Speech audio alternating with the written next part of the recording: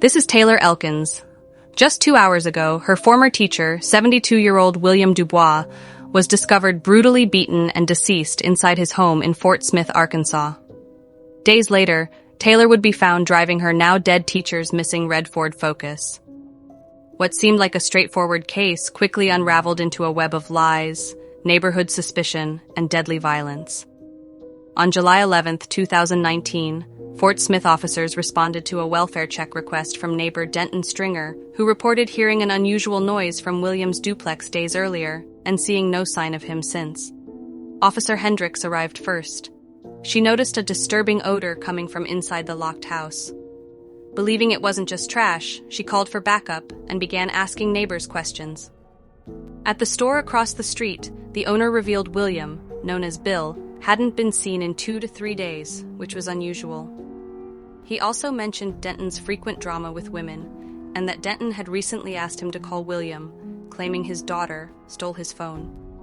The owner added that if anything happened to William, it would likely involve Denton and that woman. With growing suspicion, officers obtained a key from the landlord and entered the home.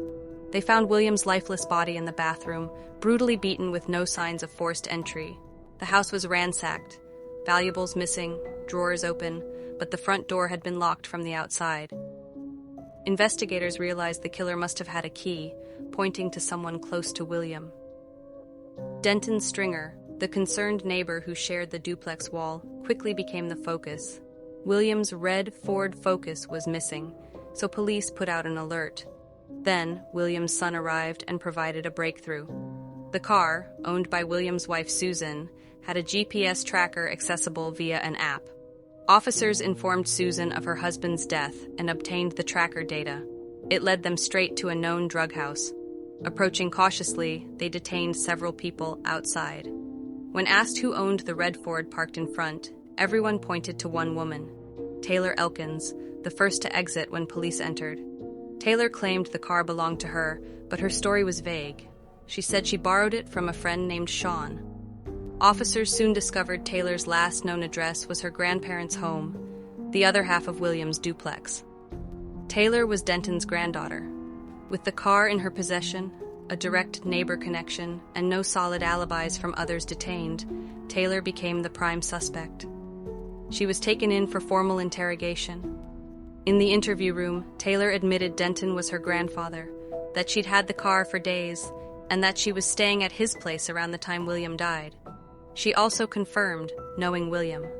The detective pressed further, but Taylor stuck to her story about borrowing the car from Sean, even claiming Sean had assaulted her and ruined her life.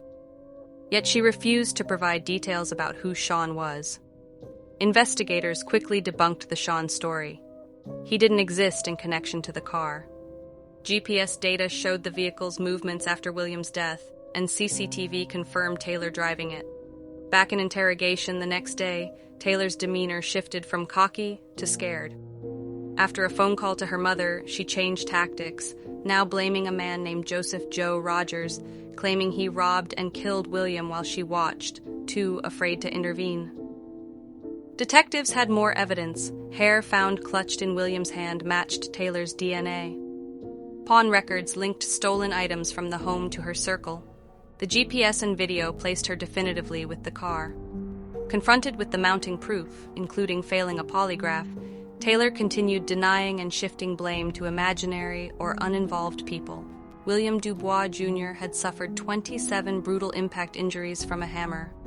Though Taylor never confessed directly to police, she later admitted to another inmate that she went to Williams to borrow money, became enraged when he had none, grabbed a hammer, and beat him to death in a botched robbery. Her grandfather Denton was cleared of involvement. Sean and Joe were proven to have nothing to do with the crime, mere scapegoats in Taylor's lies. On October 9, 2019, Taylor Cynthia Elkins was charged with first-degree murder. In January 2020, she accepted a plea deal and was sentenced to 40 years in prison, with her first parole eligibility around 2059. A retired teacher and veteran met a horrific end at the hands of his young neighbor, all over money that wasn't there. Taylor's web of deception collapsed under the weight of GPS tracks, DNA, and her own shifting stories.